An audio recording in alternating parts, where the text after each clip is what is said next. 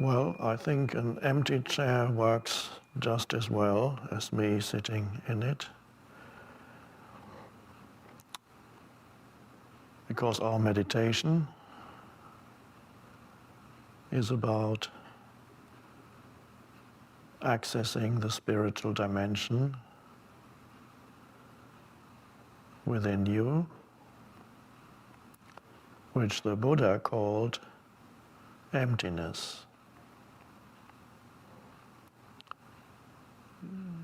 Not the best translation, perhaps, of the original term.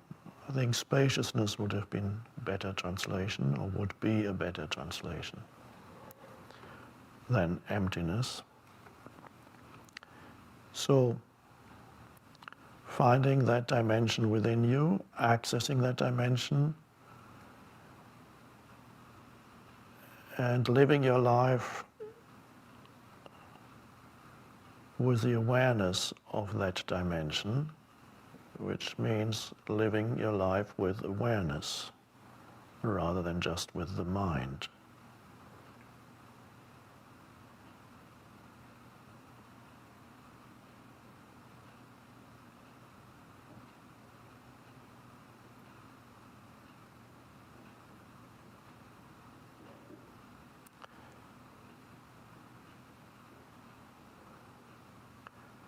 So, usually people think that when somebody believes in God or angels or the afterlife, that they are spiritual. It makes them spiritual, but that's not necessarily the case. And there are millions of people in this world who believe in God and have no access, have not found within themselves access to the spiritual dimension.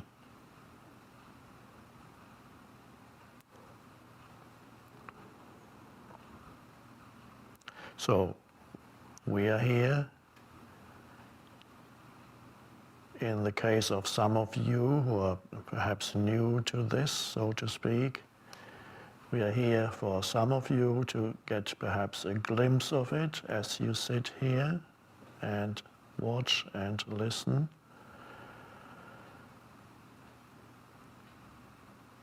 And I will endeavor to put you in touch with that depth within you, without which your life is frustrating, and without which everything you undertake, every endeavor and every activity ultimately becomes frustrating. And for others, we are here just to deepen it, to provide a reminder on a conceptual level, but to deepen the dimension that they already have access to within, so that it can be sustained in everyday life. One thing is accessing the spiritual dimension in a meditation setting, like here and now. That's already a good thing if you are able to do that when you sit still. Become still inside. Another thing is to carry that with you, so to speak, so that it is there when you lead your life, when you do things, talk to people, interact, even when you think, to have that in the background. So we have the two steps, one could almost say. First is you realize that within, when you're not being disturbed like now, hopefully you're not being disturbed externally, although you may be disturbed as you sit here by your mind, that's quite possible, who says, what is he talking about? Because the mind doesn't understand it. The conceptual mind alone is not sufficient to make this a satisfying experience for you, this 30, 40 minutes here. So for this to be a satisfying experience, you need to have at least a glimpse of what it is that I am pointing to, and a glimpse also of that which underlies the words. And that's ultimately not in me, but ultimately you can only glimpse that in you.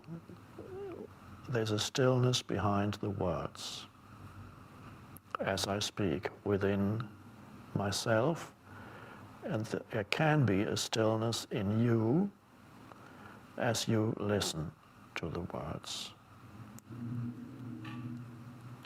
And that would already be a glimpse of the spiritual dimension. The realization that on the one hand, on one level, you have the auditory perception, you're listening to the words, you have the visual perception, you're seeing this image. And on another level, you also notice that there's some stillness inside you now, where the mind is not active. You don't need to think right now to add something to this experience. So you can just let it be as it is, and so the dimension of stillness, which is the spiritual dimension, begins to arise in you, or other way we can put it, you become aware that it's there. No, it's always there. That's the strange thing. It's always there, all pervasive, and yet most people still don't know that. Of course, that's very much like telling a fish that there's something that's called water. And the fish says, where? I don't see anything called water. Where's that? Where is it? Can you point it out to me and say, where? Can't see it.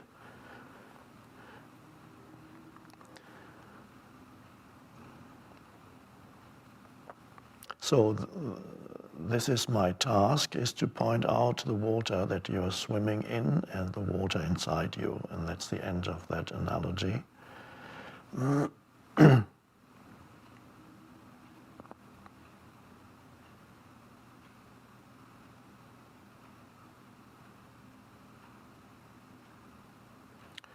As I pointed out at the beginning, the Buddha called the spiritual dimension emptiness, which would be better translated as spaciousness.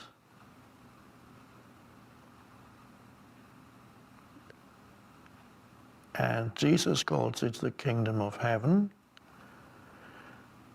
which translated into modern terminology, if you change the word kingdom, which is an old-fashioned concept, to dimension, which is a more modern concept, the dimension of heaven.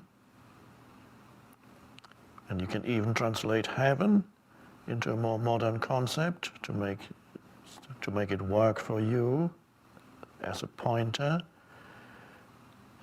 So what is heaven? In some words, heaven and sky are the same word, in some languages.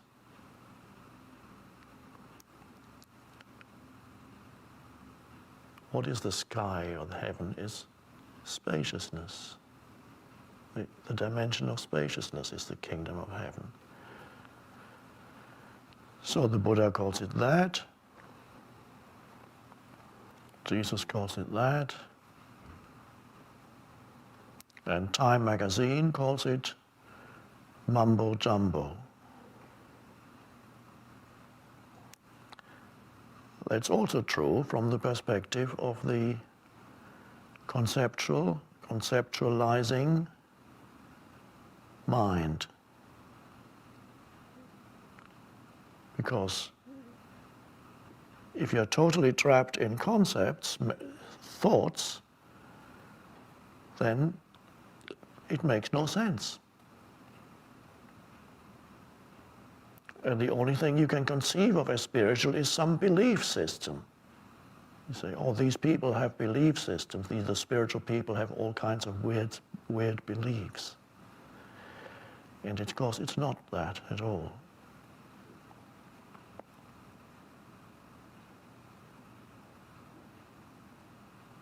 So it's already there. It's already present within you. The strange thing is, it's continuously overlooked. Because your attention is drawn into sensory perceptions, experiencing with your senses, reaching out with your senses, listening, touching, smelling, seeing. Everything demands your attention, and then your attention is drawn to even more strongly the interpretations of your mind. In other words, thought activity, which actually can make you forget a large part of sensual perception in modern humans, contemporary humans. There's more thought activity in them than sensory perceptions.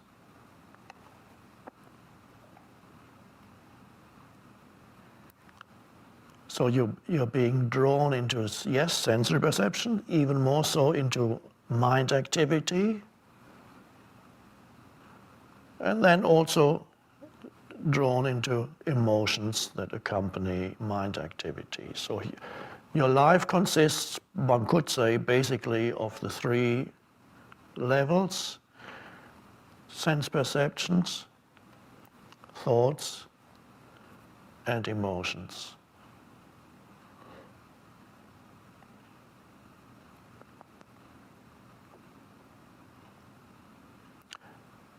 So, and what's overlooked is the deeper dimension within which all these, the three others, exist. That's the spaciousness within you. It's always there. It's just a question of redirecting your attention to it.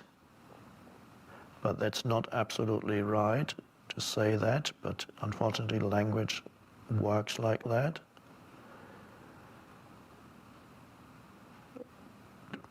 As you sit here, let's just go through it again. You're aware of sense perceptions, especially visual and auditory, yes. There may be some thoughts arising in your mind. Now, whatever thoughts arise in your mind here and now, obviously are quite irrelevant, but that's another matter. There may be thoughts arising in your mind from time to time, so you're listening and you're thinking, what's he driving at? When are we going to start our meditation? Etc. Mumbo jumbo. Thoughts come and go, and you may have emotions. Restlessness, perhaps. Or a thought about tomorrow, what's going to happen when I go there tomorrow, and you have an emotion associated with that. So as we sit here, notice there are these levels operating in you.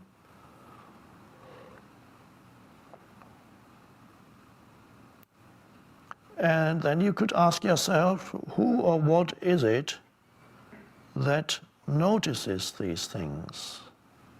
who or what is it in me that notices that there is sense perceptions, what is it in me that is aware of sense perceptions, aware that there are thoughts, aware that there's an emotion.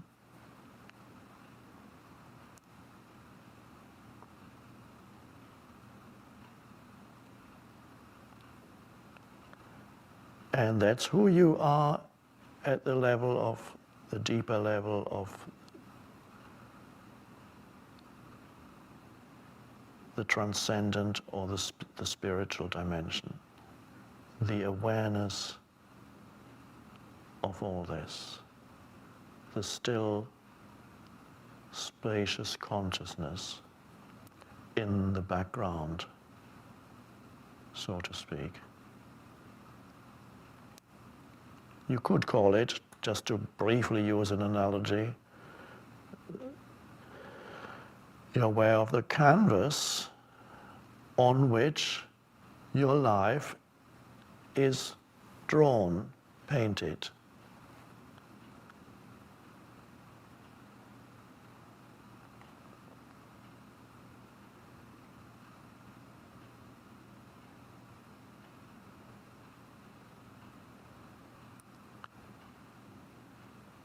An ancient question in spirituality is the question, who am I?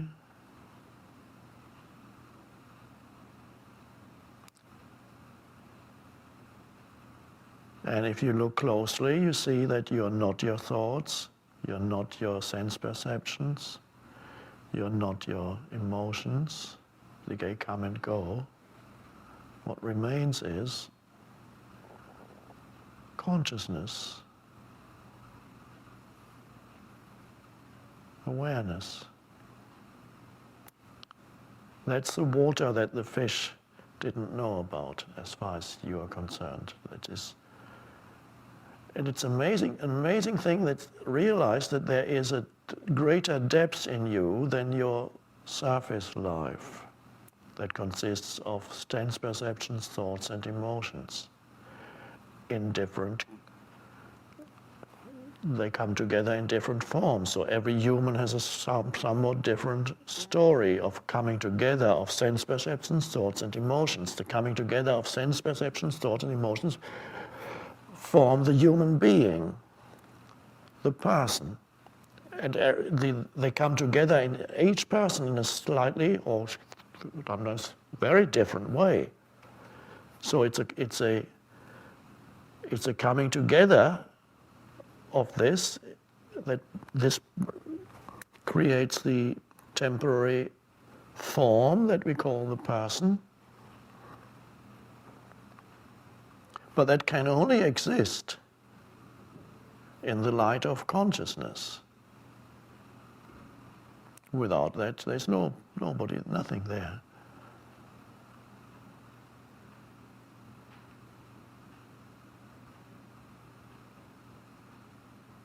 So your life is a little bit like this. You're watching the screen. Let's say, another analogy, a cinema screen. All kinds of things happen there. Of course, the screen is inside you. So, okay, let's imagine that there's a screen inside your mind. And on that screen, your life is being enacted with thoughts and emotions and things happening, drama and this and that, and oh wow, it's so interesting, or it's so dreadful, or I can't stand it anymore, or I want more of it, I haven't had enough yet, and so on. And suddenly you realize that there's a screen that's inside you, and you are the projector. You are the light of the projector.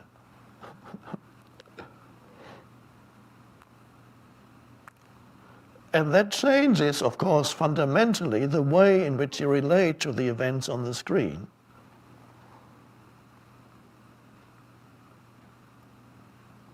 How does it do that? Well, you can see for yourself. If you see that you are the light of the projector, it adds this dimension of awareness to what you are witnessing on the screen. It gives you a certain detachment from what happens, because you realize that there is something much more essential or fundamental in you than all the things that are going on in that screen. And if you don't know that, you're totally drawn into the events on the screen, and for most people, sooner or later, the events on the screen turn into some kind of drama. Nothing lasts for very long. There's no real security in my life. Why do things always have to be so frustrating? But then you always look for more on the screen. You look for some kind of solution on the screen. It's never there. Pseudo-solutions come from time to time, and happy moments, and then again. That's because you don't know who you are or what you are. It doesn't matter whether we call it who or what. Who or what you are essentially, which is the light of consciousness, which is the projector, which can be sensed within you at any moment, like now, as an aware presence.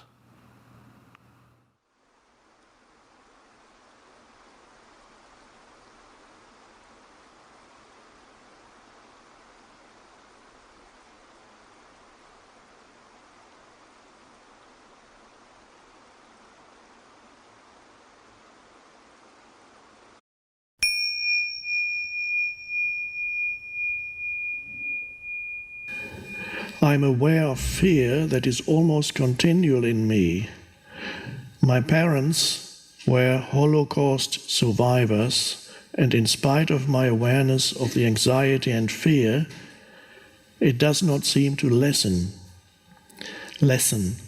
I know you talk about in any given moment there's never a problem, but when you're terrified all the time, there is a problem because you are afraid. This happens to be here, and of course is connected to what we've just been saying. Now this is somebody here who a lot of the time is in a state of fear or anxiety. It could be related to something in his past, or his parents, or perhaps other generations too. What to do? You can't get rid of being terrified, being in a state of fear most of the time.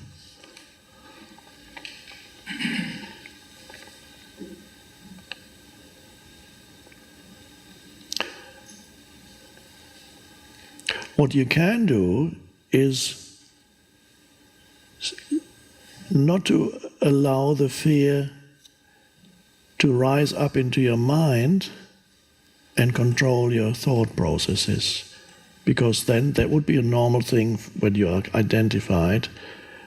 The emotion that's there rises into your mind, and then it causes you to think thoughts that correspond to the emotion, fearful thoughts in this case. And then you would get a vicious circle building up between the emotion of fear, the thoughts you think, which are fearful thoughts, which give more energy to the emotion.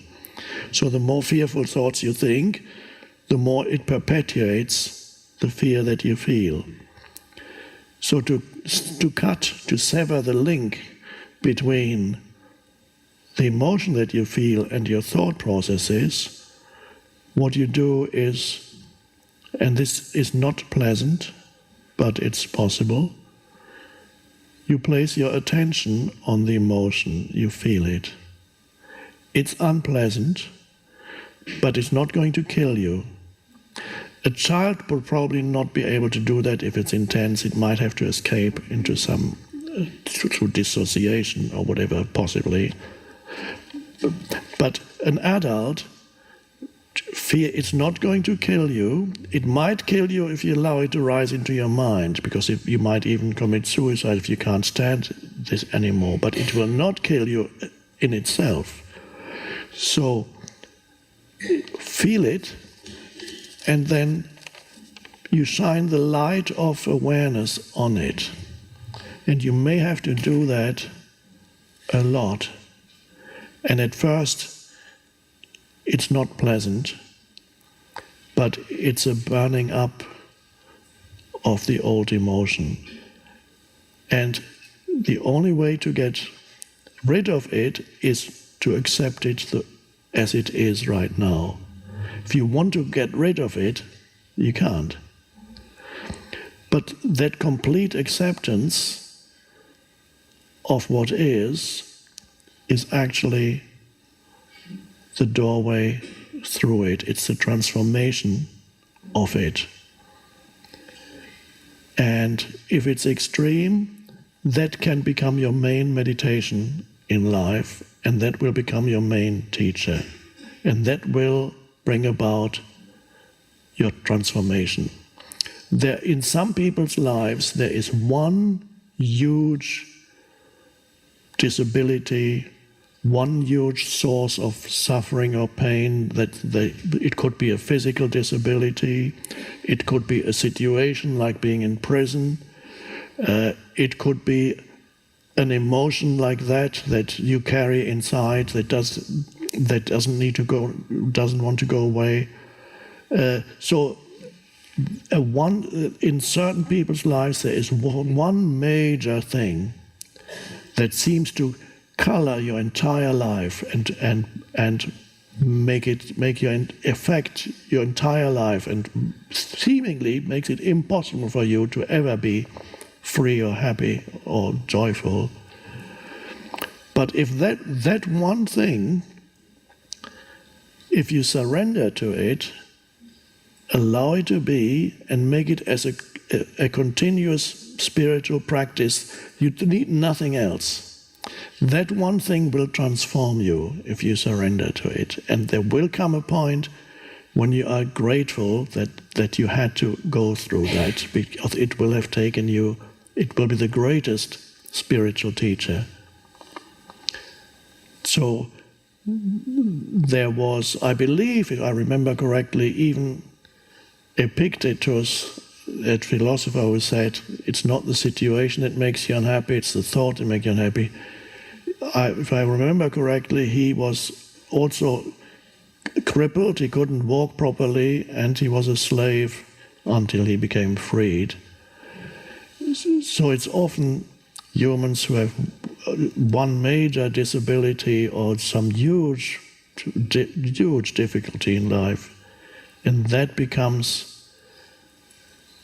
their catalyst for spiritual transformation. If they can surrender to it, allow it to be. Acceptance, I call it acceptance of the seemingly unacceptable. Stephen Hawking's case, for example, I don't know to what extent he awakened spiritually, but he accepted the unacceptable, and so certain miracles happened. He survived. Nobody would have thought it possible. And his life became fruitful, on one level at least. Acceptance of the unacceptable is the great source of grace in this world. It's just a miracle. But it can be an arduous process, especially for this questioner here, who is here. It may take a while.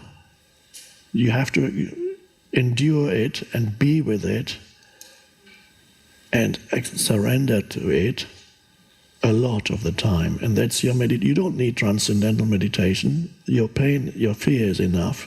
Be with it. Allow it to be there, and gradually you will notice the transformation. That's the alchemy of transformation. the alchemy of suffering into...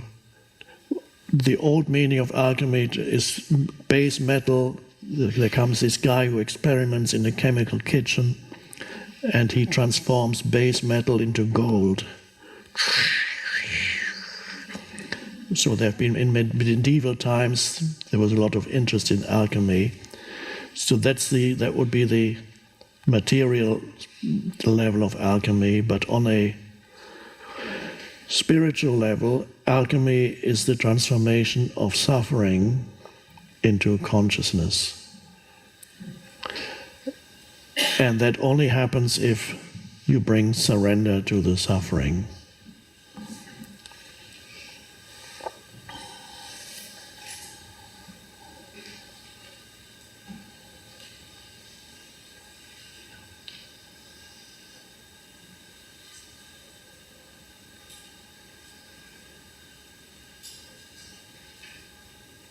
This is how,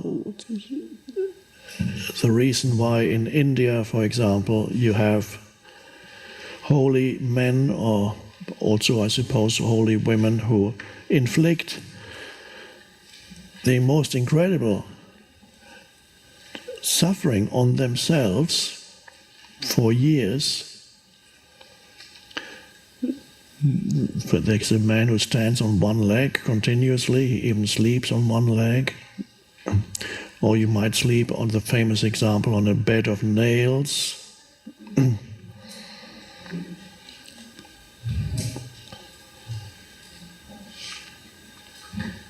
Can't think of other examples, but no, it's incredible. And the idea behind it is voluntarily embrace suffering so that it brings about a transformation of consciousness by surrendering to it. I would not recommend that is the way for you to go. Life has enough. What life gives you is just right for you and enough. And some of you might say, more than enough.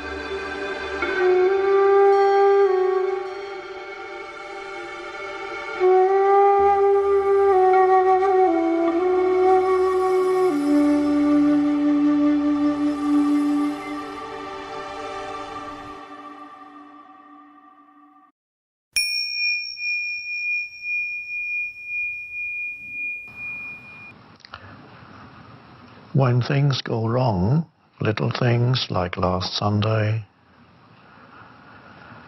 or bigger things, it's always a good test for your degree of presence.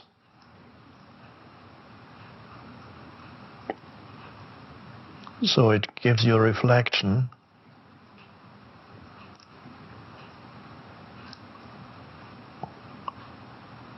of how present you are or how non-present you are when something goes wrong.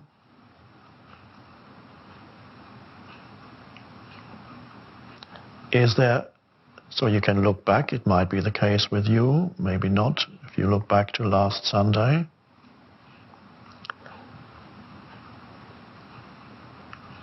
was there a reaction of whatever kind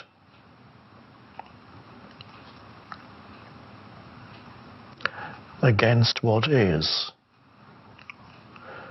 And what is was that Eckhart wasn't there.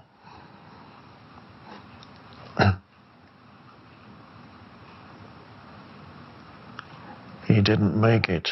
Well, I was here, but didn't reach many of you, so Eckhart didn't make it to our appointed meeting.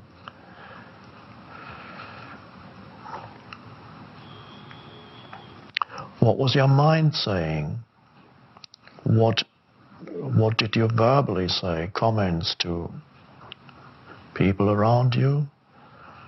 Or what did your mind comment about it? That's an interesting thing to look at. And accompanying the mental commentary, what was the emotion that went with it?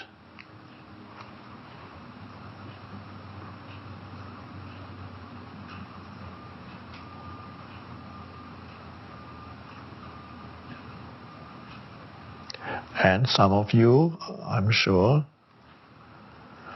were already so present that there was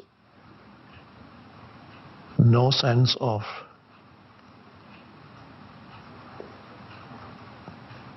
upset, disappointment, anger, irritation, some kind of mental complaint. And perhaps there was just perhaps some of you just went into meditation, just became present and realized you don't need Eckhart to be present. Oh, wonderful. But if there was a reaction, then it's very useful retrospectively. Usually I don't like, as you know, don't like to go to the past, but from time to time can be helpful to look at a past reaction in which perhaps where you lost consciousness, you lost presence. And you don't beat yourself up. No, you just say, oh, that's interesting. There was the mind talking, and there was an emotion going with it. And I was completely that. I became that. It took me over.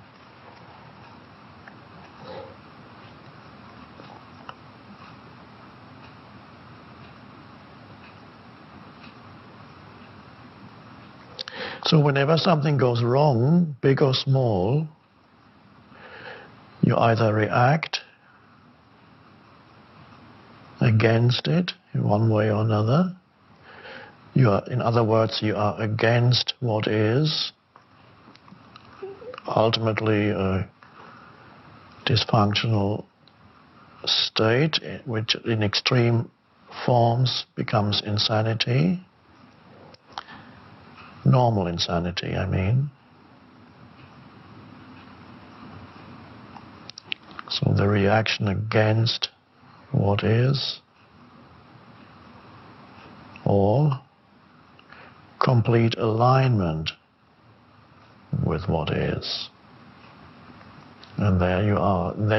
That means whenever something goes wrong, you either react or you go deeper into presence, deeper into yourself. You can notice that with little things. When little things go wrong, you go a little bit deeper to a place where you don't need the external to be this way or that way, because you already sense the fullness of life at this moment. You already sense yourself as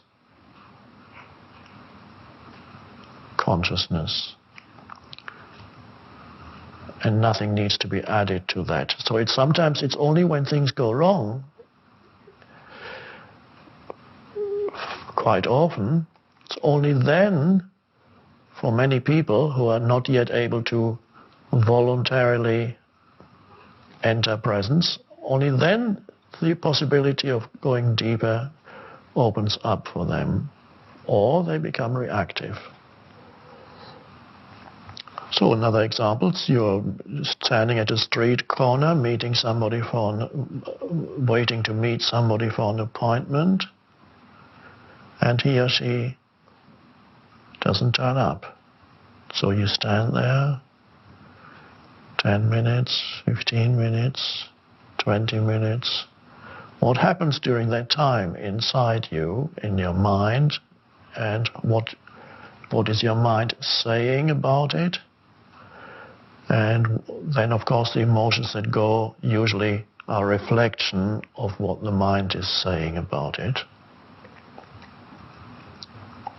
It's an interesting thing to look at. What is it that your mind is commenting? And are you totally identified with what your mind is saying?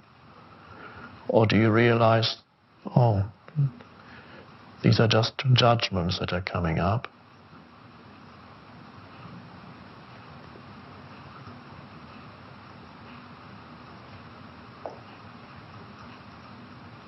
And there's the possibility, the opportunity for letting go of all interpretations at that moment as you're standing there at the street corner, the person isn't turning up, letting go of all interpretations and just be there as the field of presence.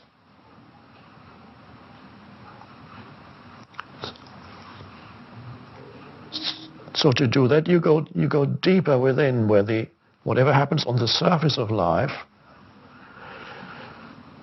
doesn't determine any longer your state of consciousness, your happiness or unhappiness. And it's a wonderful sense of freedom, if you can be free of externals.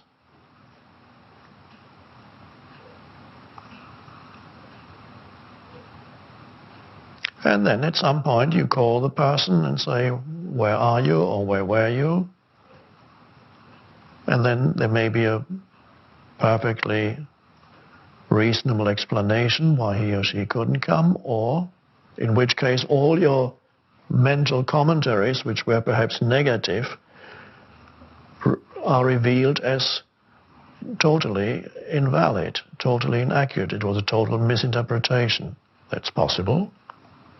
Or it could be that your mental commentaries were justified and that person says, oh, I completely forgot, I was doing something else.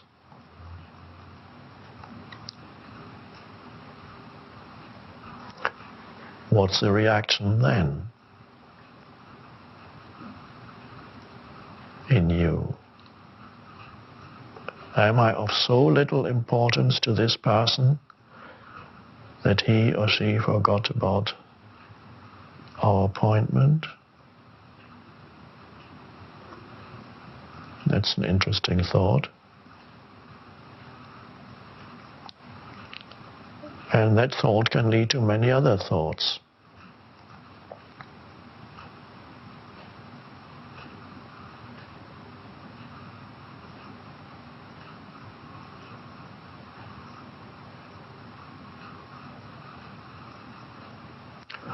On a purely practical level, of course,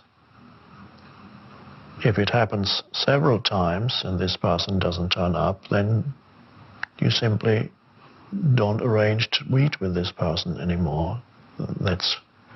And can you do this without any negativity around it?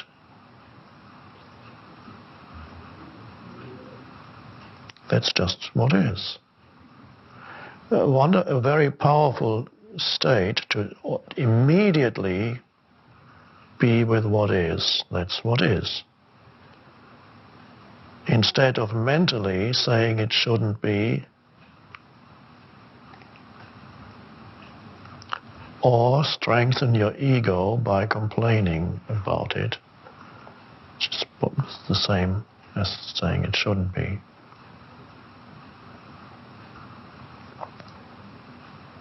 Because the more you can complain about somebody or something, the stronger the inflated ego becomes. Huffing and puffing, I call that.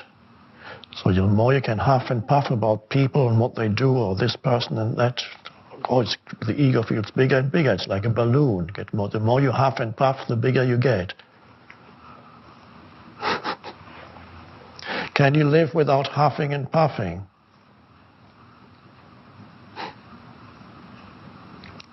Any complaining about others, what they do, what they fail to do, with huffing and puffing. If you make a commentary in order to point something out so that something practical can be done about it, is a different matter.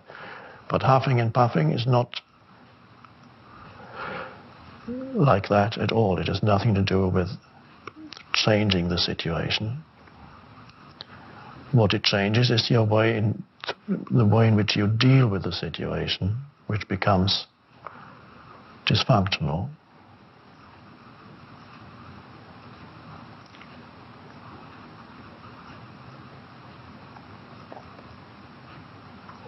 So you can tell a person's presence by observing another person. If that person never complains about anybody, that's a good sign. Presence doesn't complain about anybody.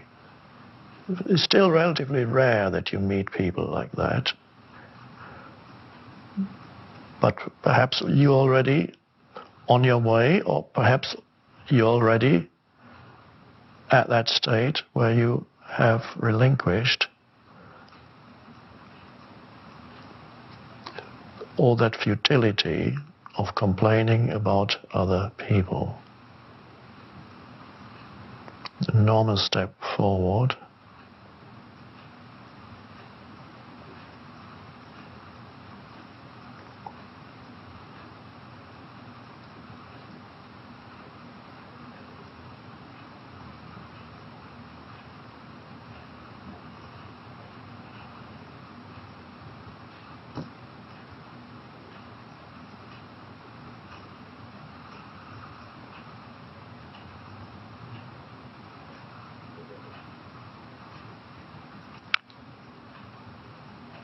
So let's welcome the many ways in which things can go wrong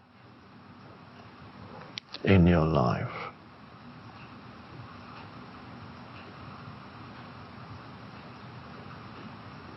Not wrong means, of course, with quotation marks, go wrong. Doesn't go wrong, it's the mental interpretation says it's going wrong. But we're using that conventional label, things going wrong, to point to something very important.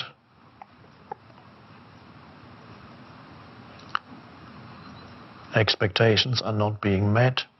You're not getting what you want.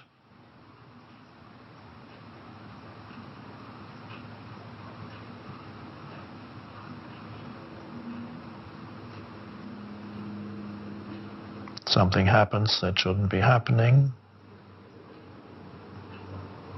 Or something fails to happen that should be happening, like last Sunday.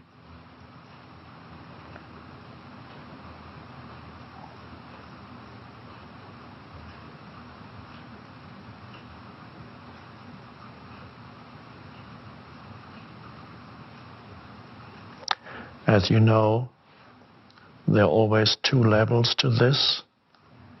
I'm speaking and pointing out something that is helpful in your daily life. At the same time, there is an underlying presence here. So that's why we call it meditation. It's not a conventional meditation. But as I speak about becoming aware of a certain type of dysfunction, at the same time there's a presence there. So it works on two levels here. And that's also why the pauses are important. When there are no words.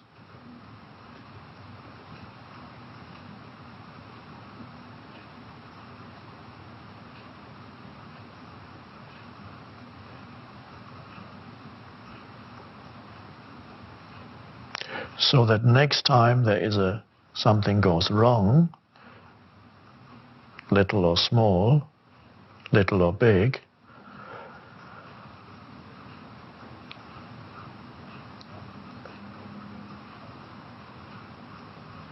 there's either already such presence that the reaction doesn't even arise, or there's a reaction and then there is the recognition immediately after, a second after, or a minute after, there's the recognition that there is a reaction, and there's a recognition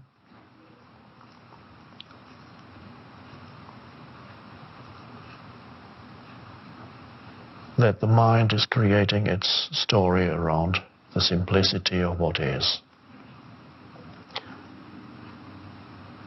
And there's the recognition that you don't need it, you're better off without it, you're more effective in what you do when you're free of that. So there's a choice of then being present instead of reactive.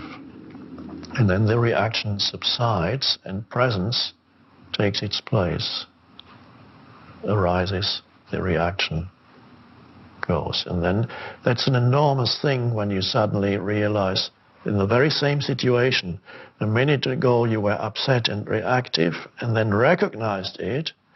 The recognition comes, of course, from heightened presence, and then you became the presence instead of the reaction. And then the reaction crumbles. And then in the very same situation, in that minute later, you're free of upset and you feel empowered.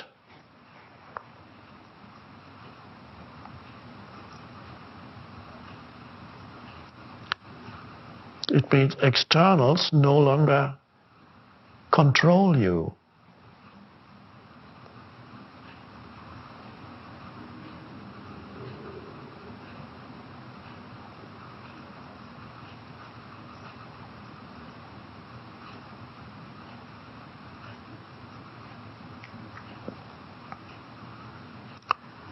So, as I said, let's be grateful for all those occasions when things go wrong.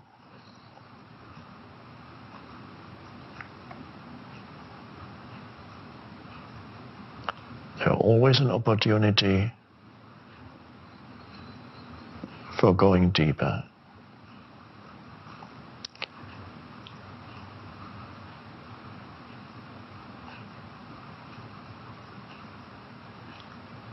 And if it's something big that goes wrong, something truly huge, something big crumbles in your life,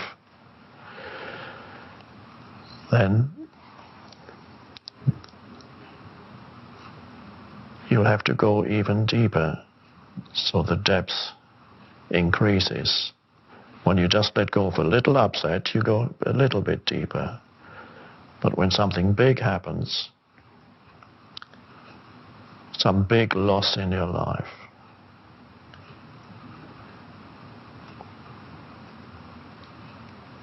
then you have to go even deeper.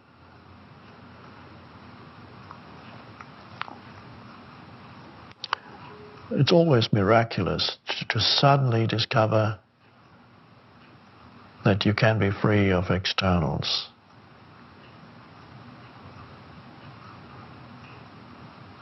As far as your inner state is concerned.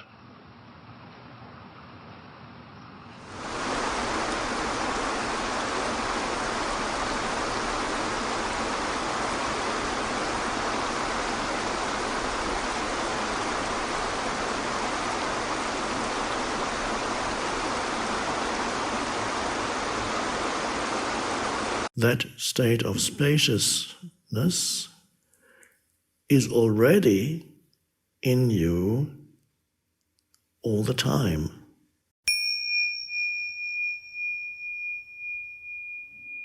There is an equivalent of dreamless sleep in our ordinary existence, but most people are not aware of that, and that is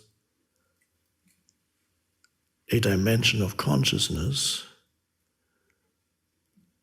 that is possible for human beings, that has certain similarities with dreamless sleep.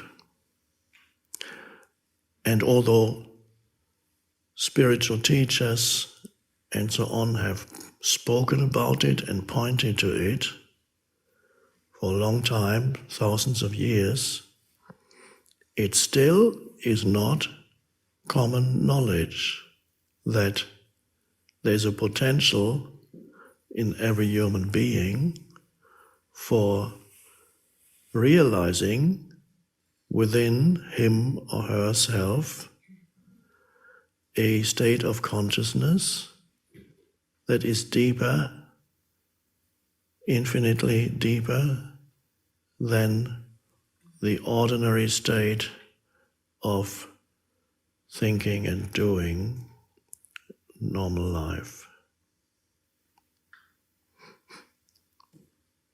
I sometimes call that state spaciousness, inner spaciousness, or sometimes call it presence or stillness. In Indian spirituality, India, they have a word for, they have been talking about it, they have a term for this, they call it the fourth state of consciousness, Turiya, which is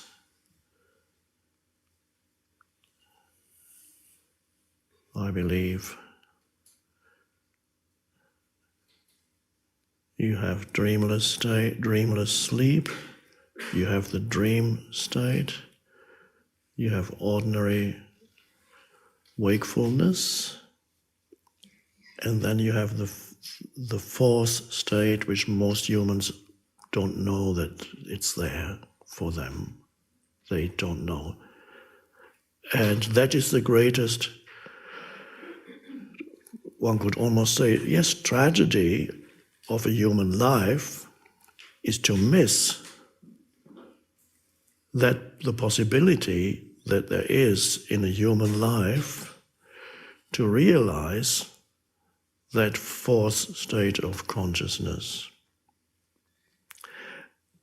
There is an assumption by spiritual seekers, even in India, and anybody who hasn't realized it for themselves or even had glimpses of it, there's an assumption that that fourth state is extremely hard to attain, and you need countless years of spiritual practice or countless lifetimes to finally achieve the fourth state of consciousness. And that belief actually prevents you from realizing it within yourself, because that state of spaciousness is already in you all the time. So if you have the belief that it's something that you need to achieve at some future point, that belief, that thought would continuously prevent you from realizing it now. Because you mentally will always project, and then you say, I'm going to meditate because I want to achieve at some point the fourth state. And then that can be a great hindrance in your meditation, because it prevents you from going deeper into the present moment where the fourth state is. Or one could almost say it's not just where the fourth state is, the present moment is the fourth state of consciousness. the space of now, not what happens in the now, but the deeper the space in which it happens. The background to your life is continuously there, and continuously also often seeps through one thought, in between two thoughts. You go 3 seconds. For 3 seconds you are free of yourself, and you might look at something and or whatever it is, or just experience a moment of peace and aliveness. And then, of course, you get drawn back into thinking. And then at another time, a little space comes in again when you're maybe all kinds, when you're tasting something. Perhaps there's just the perception of the taste without any mental interference, just an aware presence behind the sense perception. And then you notice that the state is always there. Every thought exists in that space, is only a wave movement in the space. And so it's not something that you need to attain as if you didn't have it, but because it's already here, it is essentially who you are. It is intrinsically one with the essence of your being. And if you don't know that, then your life is very limited to just a little person with no transcendent dimension to your life whatsoever. And so here we are in order to deepen our realization of inner spaciousness. That's all. It's so you realize something that is already here, rather than needing to look for it. So why do you often not realize it? Because you overlook it. Just like the fish may overlook the fact that the fish is surrounded by water and starts looking for it. Where's the water? People keep talking about the water. And the more the fish looks, the less likely that it'll find the water.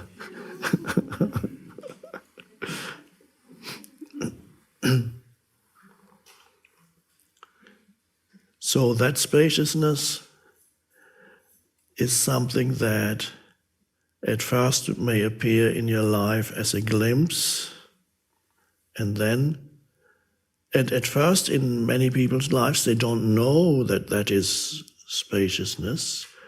They experience it as a heightened aliveness or deeper sense of peace or joy, an absence of problems for a little moment. So they don't know that this is a different dimension of consciousness that has suddenly arisen. They can still confuse it with something else, as I did when the shift happened, and that was a rare thing. In my case, it happened and then kind of stayed. For most people, it's a more gradual thing. It comes gradually, first in glimpses, and then suddenly it's there for a longer period of time, or you go deeper into it, and there's a gradual transformation of consciousness. Might be so gradual you don't even notice it. And when it happened to me, I didn't realize that there was spaciousness. I didn't have the word spaciousness. I didn't know anything about the fourth state of consciousness. I knew nothing about presence or even mindfulness. I didn't realize even that my mind had subsided and become spacious. All I knew is suddenly life is very peaceful. it feels so, this moment feels so good. That's all I knew. And where does this peace come from, I asked. Didn't know. I didn't know it was the depths of who I am. Realizing the depths of who I am was joy and peace. But I didn't have a word for that. I couldn't call it the depths of who I am. I just thought, why am I suddenly so peaceful? And I started keeping a diary which said, I don't know why I suddenly feel so peaceful. I just want to write down my daily experience of peace in case it leaves me, then at least I can remember it. And I wrote, it's still somewhere, I don't know where it is, locked away. I don't need to look at it, but it's interesting that there was no understanding of where did this peace originate? What is this peace? How did it come about? So the understanding came later. So you too, you may, well, not you, but people in your life, anybody who is not totally, continuously unhappy, anxious, angry, fearful, or continuously upset, or continuously in a state of deep discontent, and there are people like that. Don't know what the percentage of the population is, but a not insignificant percentage of the population live in an almost continuous state of discontent in one form or another. There's always a residue of anger. They're just waiting for the next thing to be angry about, to be upset about, or there's a continuous, whatever the state is, a certain percentage, yes, or they're totally unhappy and depressed and everything is just dreadful, or they approaching the borderline of what we conventionally call sanity and insanity, and then they step beyond this borderline and then they're declared clinically whatever insane or what. And so there are many people in mental homes who are so obsessed with their minds, no space whatsoever, and people are very unhappy, totally unhappy most of the time. Also, they experience virtually no relief from their mind, so no spaciousness at all makes for a very unhappy life. So, and that is the equivalent of somebody who cannot, if that were possible, who cannot go into dreamless sleep. All you ever experience is your dreams, and something prevents you from going into dreamless sleep. That would be awful, and of course you would go insane. The same applies to ordinary wakeful state. Somebody who has absolutely no access to the spaciousness within will be extremely unhappy in their ordinary wakeful state and will make others unhappy. Some become violent and create violence, and sometimes people, of course, violent people are so unconscious and unhappy that they become violent. Often they get attracted to each other, and then you have a group of people, thousands, 100,000, sometimes a millions, who are violent, no spaciousness, and then they create what we call genocide and so on. All these things, the most awful things created. Life becomes a nightmare. They create a nightmare, either a collective nightmare or a nightmare in their personal lives. So that is like somebody who has absolutely no access. Imagine you could only dream but never reach the dreamless state. You would go insane because you need the dreamless state. Now, in ordinary wakefulness, you also need the spaciousness. And if you have absolutely no spaciousness, you go virtually insane.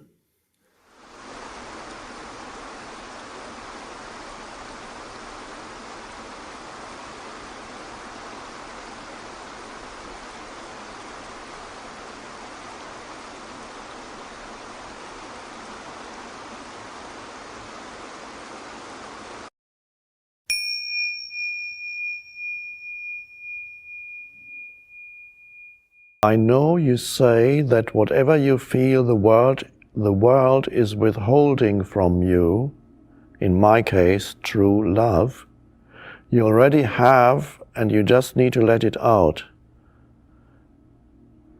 So I know you say that whatever you feel the world is withholding from you, you already have. You already have it. And you just need to let it out. In this person's case, it's true love. Do you have any more practical tips for doing this? I wrote about very little. Or it's a fact that life is withholding love from me. I haven't found anybody. Nobody loves me. Or it's a fact that life is not giving me any appreciation. Nobody appreciates me, and so on. So many people feel then there's something that's being withheld. And I wrote that what you believe is being withheld, you are not because you call them because as a means to an end, no, because you're truly interested in them, you're truly wanting to know, you're giving them attention. How are you? Not as an empty question. Truly being able to listen to somebody, giving them attention, appreciation. Listen, which means an outflow of attention. So if you care for people around you or strangers, then you always get back what flows out. Life always reflects that back to you. Abundance. How do you get in touch with, and again I say, abundance is inseparable from your state of connectedness with being. That's where all abundance arises out of the unmanifested one life. That's where abundance arises, the fullness of life, Jesus calls it. So can you appreciate the fullness of life and the abundance of life at every moment? Before life gives you things that in conventional terms would be called abundance. Abundance comes when you see the abundance of nature. You walk past a flower shop and see the abundance of beauty and the flower, all these flowering plants. You see, you don't even need to have a plant or a flower, even to appreciate as what you see as the infinite abundance of life, or you see the vegetables and the fruit in a store, the abundance of that, the abundance of the sun pouring out its abundance of energy continuously upon the planet. Can you feel that on your skin, how the sun pours out its abundance for millions of years, no end to it. And it's given, the very warmth in your body is derived from sun energy, because you eat plants and it's the energy that the plants have accumulated from the sun. And so you appreciate the incredible abundance of the sun, the abundance of rain that comes down from the sky, of the abundance of water. No matter where you are, you will find some abundance in one form or another. And you don't need to own anything to appreciate abundance, but respond to it and recognize it, so your attention moves there. The abundance of life forms, when you look around the street where all the people and the cars going past, life is producing billions of different life forms everywhere, as humans, as animals. Go into a forest or anywhere in nature and see the incredible abundance there. But of course the essence of abundance is not multiplicity. When you see it in the outer world, abundance is many things, many beautiful things, all kinds of forms. But the essence of abundance isn't in the forms. The forms are a manifestation of abundance. But if you appreciate the manifestation of abundance outside of you, that puts you in touch with the source of abundance that is within you as the fullness of life before life becomes a form of life. So by appreciating the manifestations of abundance around you, you get in touch with the feeling of abundance, which is the aliveness that is behind and within every life form. So the more you appreciate it, you can actually feel that. Go to a store where they sell fruit and vegetables and look at that for just a few seconds or half a minute and really see how alive everything is and how so many beautiful things there, the vegetables and the fruit. And you can do the same in a shopping mall with other things, but let's keep it simple. And feel that the aliveness that's there, amazing. And at that moment you feel it in yourself, because you can only feel the aliveness that you see in the manifested, you can only feel that through your own, which is basically residing in the unmanifested. And you begin to feel alive, you respond to the world's aliveness. And that's abundance beginning to rise, the feeling of abundance. So you acknowledge that abundance is already in your life. You don't need to own anything to feel that. It's all around you. And that initiates the process of outflow, of recognition of abundance, and then you'll see that life brings things to you that confirm your innermost feeling of abundance. And things tend to come to you. They like to be acknowledged, strange as it may sound. They seek you. And it's no longer that you then need the external abundance to feel abundant. You feel abundant first. External abundance follows. It's no longer primary. It cannot, you just feel just as abundant as before. So for many years I lived below the poverty line in official terms, or not in third world terms, but in Western official terms, below the poverty line, and yet I didn't feel poor.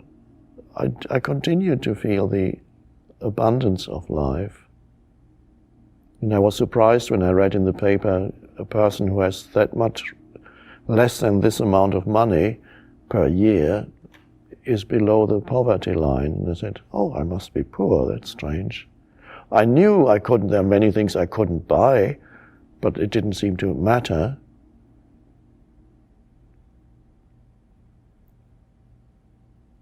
And I had this love, strange thing, let's talk about just this seemingly trivial thing, my means of transportation, and I still have that, a love for. It's almost as if it were alive. In my 20s, my means of transportation was a bicycle throughout my 20s. And so I felt some connection with that bicycle, and the strange habit which I still have, even now, once I parked the bicycle somewhere, chained it to a railing or whatever, I would walk away and still occasionally stop for a moment and look back at it. Why? Give it I felt a connectedness, and I loved just its presence. That's the bike. And then when I was 30, somebody gave me an old car, and I had that again, when I appreciate just its being there, and I felt a connectedness. It's even a form of love, one could say, perhaps, but feeling an appreciation for it. And it's, again, whenever I parked the car, I would just walk a few steps and look back at it for a few seconds. And I still do the same now that I have a much better car. I still do it. What I did once with my bicycle, there's still it's a strange thing. It's a sense, I have that with many things, that things actually have some life, even so-called inanimate things. And so you feel there's a fullness to life, and that whether it's a car or a bicycle didn't really matter.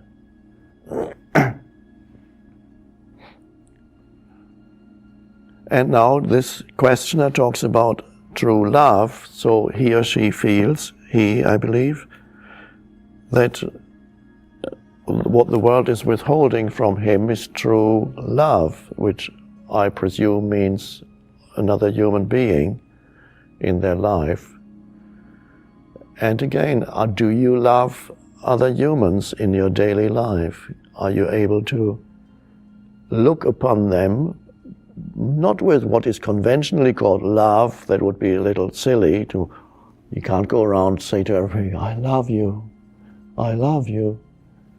We can try, but it's not advisable. Most humans would not be comfortable with that. And you don't even have to say in your mind, I love you, because you can't force yourself to love. It's not like that. But are you able to give them,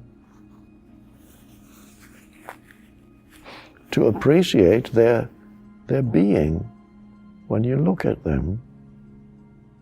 To give them space to be, for example. Judgment and love obviously can't go together. So if you compulsively go around judging other humans, there can be no love. To use a slightly different term, the Buddhists have a term that's translated as loving kindness, which is quite nice. It's an outflow of loving kindness. Metta, you have that loving kindness towards other humans, but that implies a spaciousness while you relate to them, perceive them, or interact with them. The loving kindness towards another human can only arise if there's some inner spaciousness in you, like here now. And from there you look upon that human with appreciation and loving kindness. And you can look through the ego in the other, because the moment you judge another, you get stuck in their ego and you strengthen your own ego. Looking through the ego or egoic behavior or whatever front the humans present to you, some role they play, and you immediately see that there's the role. You see it without naming it. You see the role and you don't react to it. You look through that in stillness. In stillness. You look through their roles, and there's something emerges that's underneath, that's more real. And sometimes the roles collapse or are relinquished temporarily by the other person, and there's a true interaction. But the important thing is, do you give out love as you move through life? And again, it's really all, when we talk about care, love, recognition, appreciation, abundance, but it all, when you go deep into those things which seem to be different things, when you name them, if you go deep to their source, you realize they're all really one. They're all manifestation of one underlying state, so to speak. And that is the unconditioned consciousness. They all arise out of that.